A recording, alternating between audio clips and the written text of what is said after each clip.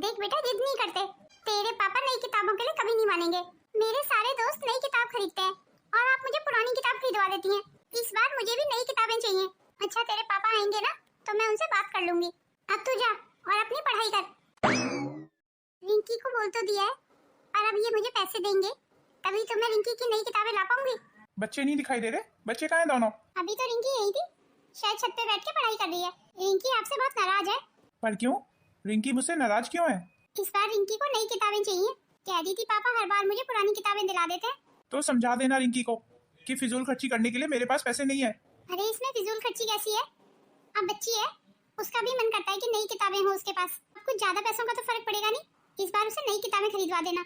मुझसे तो अपने बीवी और बच्चे ही नहीं कंट्रोल हो रहे हैं। इसमें गुस्से की तो कोई बात नहीं है। बच्चों की खुशी छोटी छोटी चीजों में होती है। अगर उसे भी हम पूरा ना कर पाए तो क्या फायदा हमारी कमाई का। मेरे घर में मुझ पे और भी रिस्पॉन्सिबिलिटी है। तू क्या चाहती है कि अपनी रिस्पॉन्सिबिलिटी छोड़ के मैं तेरे खर्चे पूरे करूं? समझा देना रिंकी को, पुरानी किताबों से काम चलाना पड़ेगा। मैं जानती थी आज भी तुम्हारा जवाब यही होगा। अपने शौक तो मैं मन में दबा के ही रह गई, पर अपने बच्चों के शौक, उनके शौकों को मरते हुए कैसे देखूं?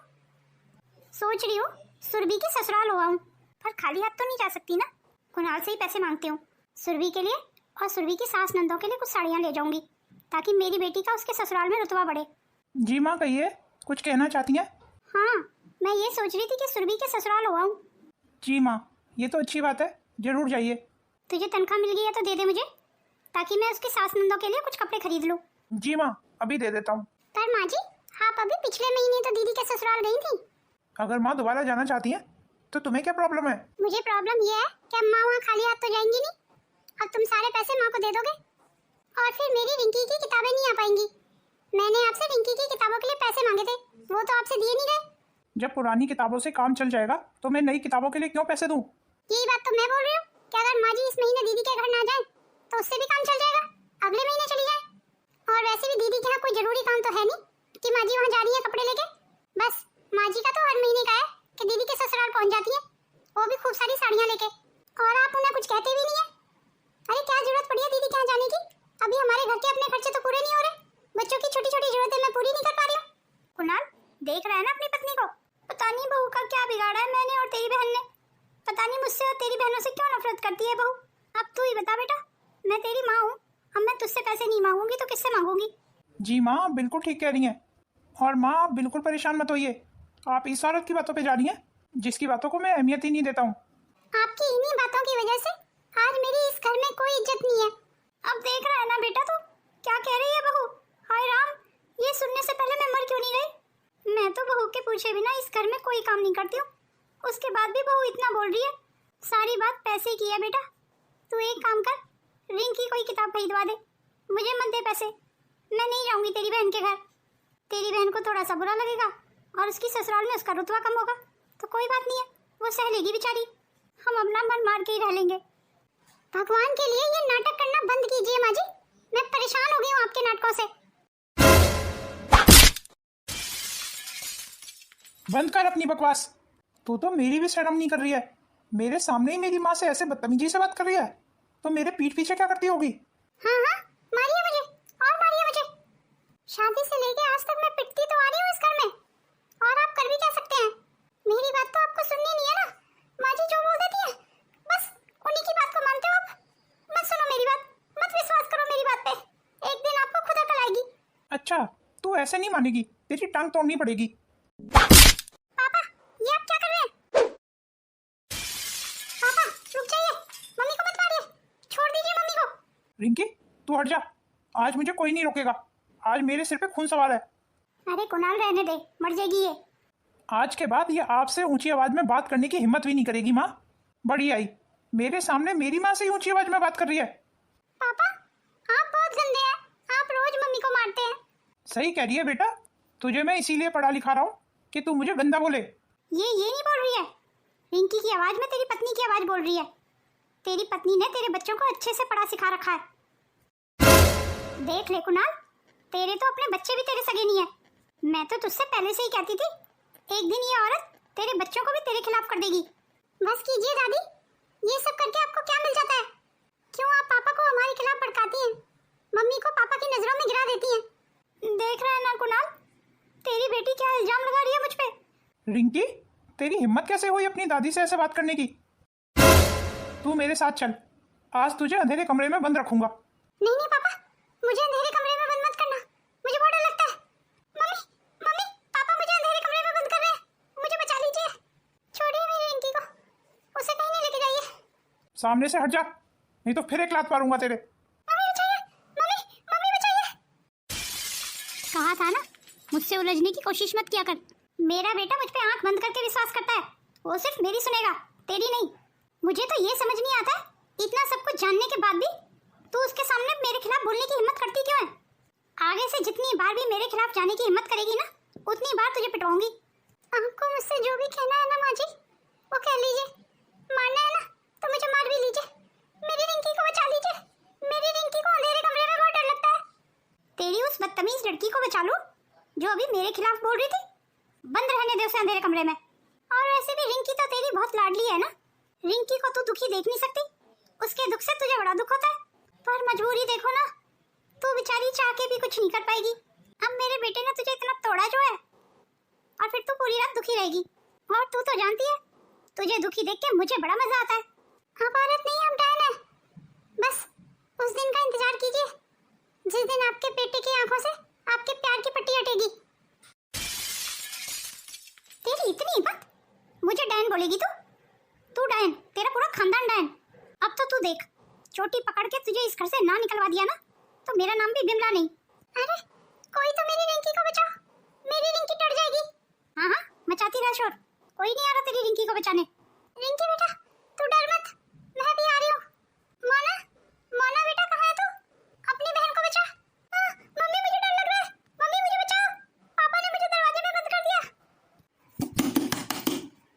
बजाती रह दरवाजा, कोई नहीं खोलेगा दरवाजा।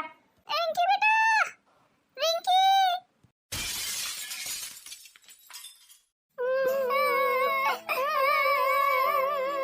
चुप हो जाओ तुम दोनों, क्यों रो रही हो?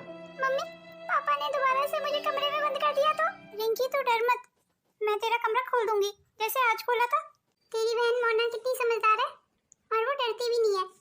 तुम दोनों को ऐसे ही एक दूसरे की हिम्मत बन के रहना है। मम्मी चलो इस घर को छोड़ देते हैं, हम और कहीं चलते हैं। मेरे बच्चों को बड़ी अच्छी सीख दे रही है, जो अपना घर छोड़ के जाने की बात कर रहे हैं। जरूर तू ही मेरे बच्चों को सिखा रही है कि वो अपना घर छोड़ दें। मैं अपने बच्चों को ऐसा क्यों सिखाने लगी? पापा मम्मी ने हमें कुछ नहीं सिखाया, हम खुद आपके साथ नहीं रहना चाहते। चुप हो जा रिंकी, चुप हो जा, मेरे लिए और मुसीबतें मत बढ़ा। देख रही है ना तू, ये कितना बोल रही है। लगता है तू फिर से अंधेरे कमरे में बंद होना चाहती है। इस बार तो तू बच गई थी कि मोना ने कमरा खोल दिया। अगली बार से मेरे से ज्यादा मुंहवाद किया ना, फिर से दोबारा कमरे में बंद कर दूंगा तुझे। आप क्यों बच्चियों के मुंह लग रहे हैं? बच्चियां अभी छोटी हैं, आप चाहिए यहाँ से। समझा ले अपनी बेटियों को, आइंदा से मेरे मुंह लगी ना तो मुझसे बुरा कोई नहीं होगा। मम्मी मामा जी को फोन कर दीजिए ना, हम मामा जी के घर चलते हैं। नहीं बेटा, हमेशा अपने घर में ही रहना चाहिए, किसी के घर नहीं जाना चाहिए। वो हमें कितने दिन रख लेंगे? 1 हफ्ता, 2 हफ्ता, फिर उसके बाद तो हमें यहाँ लौट के आना ही है ना। अपना घर छोड़ने के बारे में कभी मत सोचना। पर मम्मी पापा पापा हमें हमेशा डांटते रहते हैं, मैं उन्हें समझाने की कोशिश करूंगी। अभी तुम दोनों जाओ, अपनी पढ़ाई करो, मुझे थोड़ा रेस्ट करना है, मुझे बहुत दर्द हो रहा है। जी ठीक है मम्मी, आप रेस्ट कीजिए। चल रिंकी, हम दोनों थोड़ी देर पढ़ाई कर लेते हैं। बच्चियों के सामने तो अपना दर्द बता भी नहीं सकती मैं, मुझे कितना दर्द हो रहा है, कितनी तकलीफ हो रही है। अरे बहू, अब चाय ले भी आ। अच्छा तो महारानी अभी तक सो के नहीं उठी? मेरे बेटे ने 2 थप्पड़ क्या मार दिए, अभी तक अनसन पार्टी लेके बैठी हुई है। मैं समझती नहीं हूँ ये जानबूझ के कर रही है ऐसा। बस अब तो मेरे बर्दाश्त की हद हो गई। कुणाल, कुणाल। जी माँ, आपने बुलाया? मैं पूछती हूँ कहाँ है तेरी पत्नी? अभी तक किचन में नाश्ता भी नहीं बना, मैं कब से चाय का इंतजार कर रही हूँ। अरे अब तू क्या सोचने लगा, बहू तेरे कमरे में ही होगी ना? नहीं माँ, वो मेरे कमरे में नहीं है, वो अपनी बेटियों के साथ सोई है रात उनके कमरे में। अच्छा तो अब तुम दोनों के कमरे भी अलग हो गए। मैं पूछती हूँ ये कब तक चलेगा? जरा देख के तो आ, महारानी की नींद खुली या नहीं? सचमुच मैं तो तेरी पत्नी से परेशान हो गई हूँ। जरा मैं भी तो देखूं ये कर क्या रही है अपने कमरे में। तू अभी तक सो रही है और मेरी माँ चाय और नाश्ते का इंतजार कर रही है। अरे तुझे सुनाई नहीं दे रहा? तुझे कब से आवाज लगा रहा हूँ, मुझसे नहीं उठा जा रहा है, मेरी बहुत तबीयत खराब है। अरे अब पति ने 2 थप्पड़ क्या मार दिए, तू तो बिस्तर ही पकड़ के लेट गई है। अरे इतने समय से रोज पिट पिट के अब तो तुझे पिटने की आदत पड़ जानी चाहिए। बस कुणाल 2 थप्पड़ क्या मार देता है, बिस्तर पकड़ के लेट जाती है। अरे अब किचन में खाना कौन बनाएगा? कुणाल को ऑफिस जाना है, तो क्या अब कुणाल भूखा ही चला जाए ऑफिस? ऐसे नहीं मानेगी माँ ये। इसे अब रोज पिट पिट के ना पिटने की आदत हो गई है। इसे जब तक 2 थप्पड़ नहीं लगेंगे ना ये उठेगी नहीं। अरे अब उठ भी जा, बड़ी बेशरम औरत है सचमुच। अरे कोई फर्क ही नहीं पड़ रहा कहने सुनने का। ऐसे नहीं मानेगी तू, अभी बताता हूँ तेरे को। मम्मी बाहर बड़े मामा आए हैं।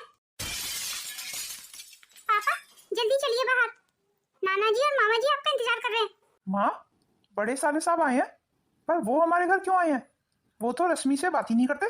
आपको याद है ना माँ, मेरी और रश्मि की शादी से वो बिल्कुल खुश नहीं थे, इसीलिए उन्होंने हमसे सारे संबंध तोड़ लिए थे। पर वो दोनों अचानक से यहाँ कैसे आ गए?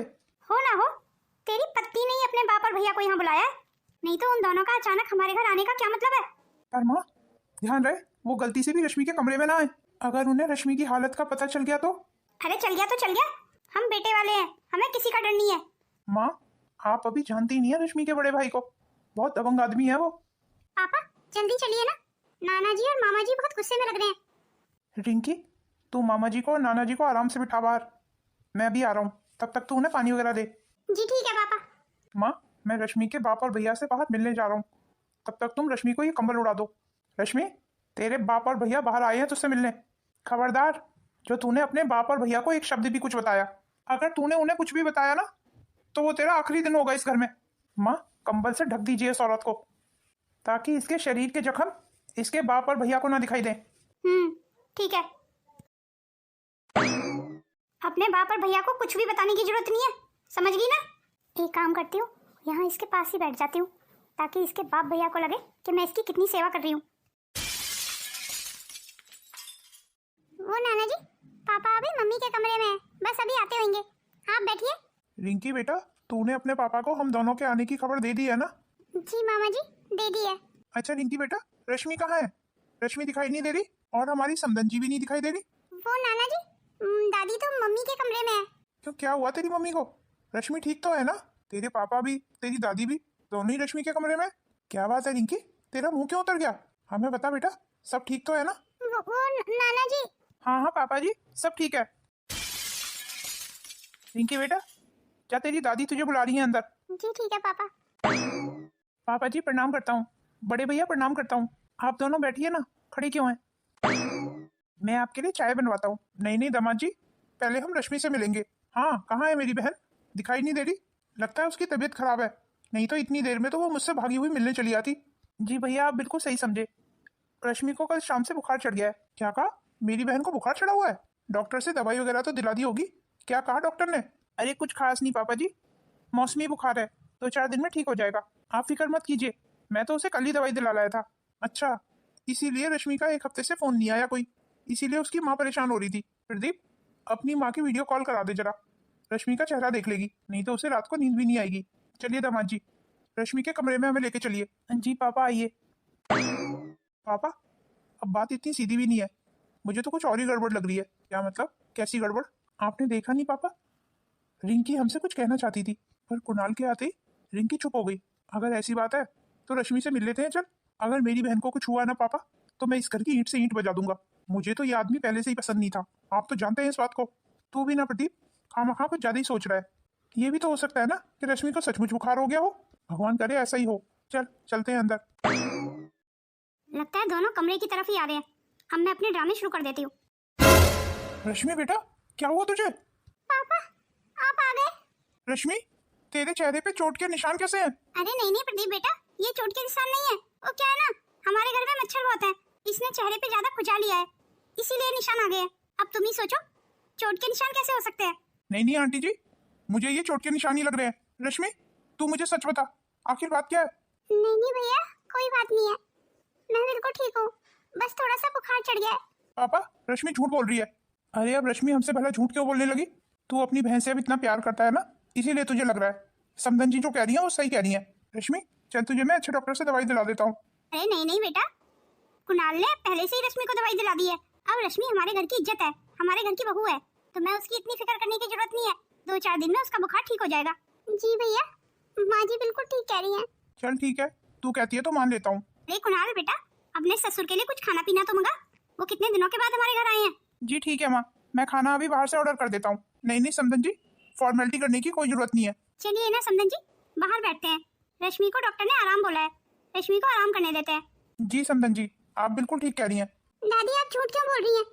आप तो मम्मी को किसी हॉस्पिटल में ही नहीं लेके गई, तो कौन से डॉक्टर ने आराम बोला है? तुझे कुछ नहीं पता, तू जा यहाँ से। नहीं नहीं मोना बेटा, तेरे पापा ने दवाई दिलाई होगी तेरी मम्मी को। नहीं मामा जी, पापा ने मम्मी को कोई दवाई नहीं दिलाई। और पापा भला मम्मी को क्यों दवाई दिलाने लगे? पापा ने तो मम्मी की ये हालत की है। क्या मतलब मोना बेटा, हमको समझे नहीं। मतलब ये मामा जी कि पापा मम्मी को रोज मारते हैं। पापा ने ही मार मार के मम्मी की ये हालत की है। ये सब हम क्या सुन रहे हैं? नहीं नहीं, ऐसी कोई बात नहीं है, मैंने कुछ नहीं किया। अरे कुणाल, तू ऐसे डर क्यों रहा है? जो बात है वो बता दे ना। माँ चुप हो जाइए। अरे मैं क्यों चुप होने लगी? देखिए समधी जी, बात ऐसी है, आपकी बेटी हमसे तो बर्दाश्त होती नहीं है। इसके तो शौक ही खत्म नहीं होते, कभी ये डिमांड कभी वो डिमांड। उसी के चलते मेरे बेटे ने एक थप्पड़ मार दिया। अब कुणाल रश्मि का पति है, तो एक थप्पड़ अगर मार भी दिया तो क्या हो गया? ऐसा कौन सा आदमी है दुनिया में जो अपनी पत्नी पे हाथ नहीं उठाता है? और आपकी बेटी ने तो 4 दिन से तमाशे लगाए हुए हैं मेरे घर में। मजाल है जो इसने उठ के मुझे एक कप चाय बना के दी हो। बस कर दीजिए आंटी जी, यहाँ मेरी बहन की इतनी बुरी हालत है और आपको चाय की पड़ी हुई है। बस पापा, अब बहुत हो गया, अब मैं बर्दाश्त नहीं करूंगा। मैं अपनी बहन को आज की आज यहाँ से लेके जाऊंगा। अरे लड़की वाले हो के इतने तेवर? तेवर बर्दाश्त नहीं है मुझे बिल्कुल भी। अगर अपनी बहन को तू लेके जाना चाहता है तो शौक से ले जा। मुझे अपनी बहन को अपने साथ ले जाने के लिए आपकी इजाजत की जरूरत नहीं है। आप उम्र में मुझसे बड़ी हैं, इसीलिए आपको सम्मान दे रहा हूँ। नहीं तो मेरी बहन के साथ इस घर में जो हुआ है ना, उसके लिए मैं तुम सबको जेल की चक्की पिसवा सकता हूँ। भैया आप नाराज मत होइए, तू तो बोली मत।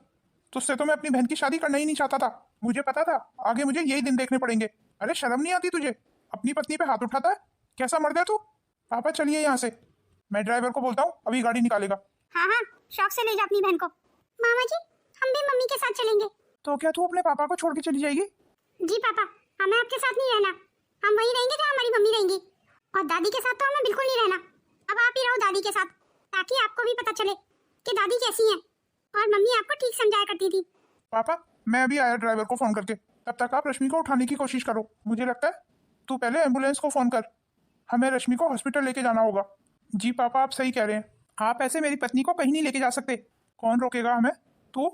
मैं तेरे सामने अपनी बहन को यहाँ से लेके जाऊंगा और तू मेरा कुछ नहीं कर पाएगा। तुझे क्या लगा मेरी बहन अनाथ है? शायद तू भूल गया, रश्मि के 2 भाई हैं अभी। मैं भी देखता हूँ कितने दिन अपनी बहन को और उसके दोनों बच्चों को संभाल पाते हो। तू क्या मुझे चैलेंज कर रहा है? अरे मैं उन भाइयों में से नहीं हूँ जो मुसीबत में अपनी बहन को छोड़ दे। तेरे जैसे नीच इंसान के साथ रहने से अच्छा है रश्मि जिंदगी भर मायके में ही रहे। अरे कुणाल, तू क्यों बहस कर रहा है? ले जाने दे रश्मि को इन्हें। अच्छा है, इस घर में रोज रोज के कलेश तो नहीं होंगे। अब हमारे रास्ते से हटिए। पर भाभी इतनी आसानी से चली कैसे गई? अरे उसके बाप और भैया उसे जबरदस्ती ले गए। तो क्या कुणाल भैया ने भाभी को जाने से नहीं रोका? कुणाल ने तो बहुत रोका था, पर उसके भैया और बाप माने ही नहीं। तूने तो उस प्रदीप के तेवर देखे नहीं ना, उसके तेवर देखने चाहिए थे तुझे। मैंने सुना है भाभी के भैया के बहुत बड़े बड़े लिंक है, बहुत बड़े लोगों के साथ उठना बैठना है उनका। अरे तो क्या हो गया, बड़े लोगों के साथ उठना बैठना है तो वो लड़की वाले थे, उन्हें हमारे सामने झुकना चाहिए था। जबकि सारी गलती भैया की थी, उसके बावजूद अब कोई भी पति अपनी पत्नी पे अगर हाथ उठाएगा तो किसी भी भाई को गुस्सा आएगा। जबकि मेरे भैया तो भाभी को आए दिन मारते रहते थे, और उस दिन तो भाभी की इतनी बुरी हालत थी। तुझे मैंने यहाँ अपना दुख बांटने के लिए बुलाया है और तू है कि मुझे ही नसीहतें दे रही है। मम्मी क्या हो गया आपको? आप कब समझेंगी? ये कुणाल भैया की जिंदगी का सवाल है। भाभी के चले जाने से क्या कुणाल भैया खुश रहेंगे? क्यों, हम सब है नहीं कुणाल की मदद करने के लिए। अब कुणाल मेरा बेटा है, तेरा भाई है, तो हम ही तो उसकी मदद करेंगे। वैसे भी बहुएं तो पराया खून होती हैं। अब कुणाल ने क्या किया था? बहू को थप्पड़ी तो मार दिया था, उसमें कौन सी बड़ी बात हो गई? क्यों मम्मी, क्यों बड़ी बात नहीं हो गई? कल को अगर अश्विन मुझे थप्पड़ मारेंगे तो क्या आप बर्दाश्त कर पाएंगी? जिस दिन अश्विन ने ऐसा किया मैं उसके हाथ नहीं तोड़ दूंगा। क्यों भैया, आपको गुस्सा क्यों आ रहा है? अश्विन तो आदमी है ना, मर्द है, वो मुझ पे हाथ क्यों नहीं उठा सकता? अरे ऐसे कैसे वो तुझ पे हाथ उठा सकता है? बिल्कुल वैसे ही जैसे आप भाभी पे हाथ उठाते हैं। क्या भाभी किसी की बहन नहीं है? कुणाल, इसका दिमाग खराब हो गया है, इसकी बातों में बता। जब से आई है उस रश्मि की तरफदारी की जा रही है। तुझे क्या हो गया नीलम? तू उस रश्मि के साथ अपनी तुलना कर रही है? वो तो आए दिन पिटने वाले काम ही करती थी, पर तू तो मेरी इतनी समझदार बहन है, तुझसे तो गलती से भी गलती नहीं हो सकती। काश ऐसा ही होता। कुछ कहा क्या तूने? नहीं नहीं भैया, मैंने कुछ नहीं कहा। चलिए ठीक है, मैं चलती हूँ फिर। अरे इतनी जल्दी क्यों जा रही है? नहीं माँ, जल्दी जाना है मुझे घर, नहीं तो अश्विन गुस्सा करेंगे। अरे तू अपने मायके में ही तो है, अब दामाजी क्यों गुस्सा करने लगे भला? माँ बिल्कुल ठीक कह रही है, तू यहीं रुक जा, मेरा भी मन लग जाएगा। वैसे भी दोनों बच्चों के जाने के बाद घर खाली खाली हो गया है। अरे अब मान भी जा, अगर मैं नहीं गई घर तो बहुत बवाल हो जाएगा, और मैं ये बात माँ को कैसे समझाऊं? पर भैया भी काफी परेशान है, अब ये इतना कह रहे हैं, मना भी नहीं कर सकती। चलो आज रात रुक ही जाती हूँ। फिर तो रुक रही है ना? जी भैया, अब आप कह रहे हैं तो रुक जाती हूँ। चलिए तो अच्छा हो गया, मैं तेरे लिए चाय बनाती हूँ। जा कुणाल, तू भी हाथ मुंह धो ले। जी ठीक है माँ। तू बैठ, मैं तेरे लिए अभी चाय बना के लाती हूँ। ये तो अश्विन का फोन आ रहा है, पता नहीं मेरी सास ने अश्विन को क्या क्या कहा होगा। हेलो जी, बोलिए अश्विन। जी मैं वो अपने मायके आई हुई थी। नहीं नहीं, आप गुस्सा मत कीजिए, मैं बस आने वाली थी, भैया ने मुझे रोक लिया। नहीं, मैं बिना बताए नहीं आई, माँ जी से पूछ के आई हूँ। माँ जी झूठ बोल रही हैं आपसे, मैं उनसे पूछ के ही आई हूँ। मैं उन्हें अच्छे से बता के आई हूँ कि मैं मेरे मायके जा रही हूँ। वो हमेशा ऐसे ही करती हैं, और आप उन्हीं की बातों पे हमेशा विश्वास करते हैं। आप मेरी बात क्यों नहीं समझते हैं? आपकी माँ मुझ में और आपके बीच में लड़ाई कराना चाहती है। अभी मैं कैसे आ जाऊँ? भैया को मेरी जरूरत है, मुझसे अभी ये सब कुछ नहीं सहा जाता। क्या बात है नीलम, सब ठीक तो है? भैया वो अश्विन का फोन था, मुझे अभी के अभी घर जाना होगा। ठीक है भैया, आप माँ को बता देना, फिर मैं चलती हूँ। अरे नीलम रुक तो सही, ये अचानक से नीलम को क्या हुआ? मानो या मत मानो, कोई बात तो जरूर है। आखिर बात क्या है, ये तो अब नीलम के ससुराल जाके ही पता चलेगा। आपने मुझे थप्पड़ मारा, देख रहा है ना तू अपनी पत्नी की करतूत? जी माँ बिल्कुल देख रहा हूँ। इसे कितना रोका मैंने कि तेरी बहन आ रही है, उसके बाद भी चली गई। मुझसे तो पूछना भी गवारा नहीं समझती है, मुझे तो कुछ समझती ही नहीं है। माँ जी आप झूठ क्यों बोल रही हैं? अरे मैं क्यों झूठ बोलने लगी? झूठ तो मैं भी नहीं बोल रही हूँ माँ जी, हमेशा आप हम दोनों के बीच में गलतफहमियां पैदा करवाती हैं। तेरी इतनी हिम्मत, मेरी माँ से जबान चला रही है? तो फिर मेरे पीठ पीछे तो मेरी माँ को मारती होगी तू। मैं तो बहू को इतना प्यार करती हूँ, उससे पूछे कोई काम नहीं करती, फिर भी पता नहीं क्यों बहू मुझे हमेशा ही नापसंद करती है। इसको इतने प्यार से समझाया मैंने कि आज तेरी ननद आ रही है घर, उसके बाद भी मेरी बात कहाँ सुनती है ये। अपना बैग उठाया और भाग गई अपने मायके। माँ जी आप झूठ क्यों बोल रही है? आपने कब कहा मुझसे कि दीदी घर आ रही है? क्या कहा? मेरी माँ झूठ बोल रही है? आपकी माँ हमेशा झूठ बोलती आई है, और आज भी ये यही कर रही है।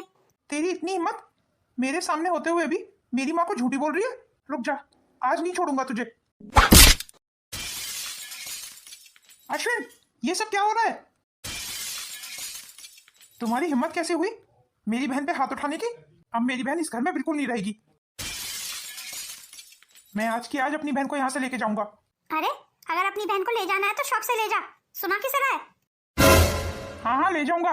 मैं भी देखती हूँ कितने दिन अपनी बहन को अपने पास रखता है। मैं सारी जिंदगी अपनी बहन को अपने पास रख लूंगा।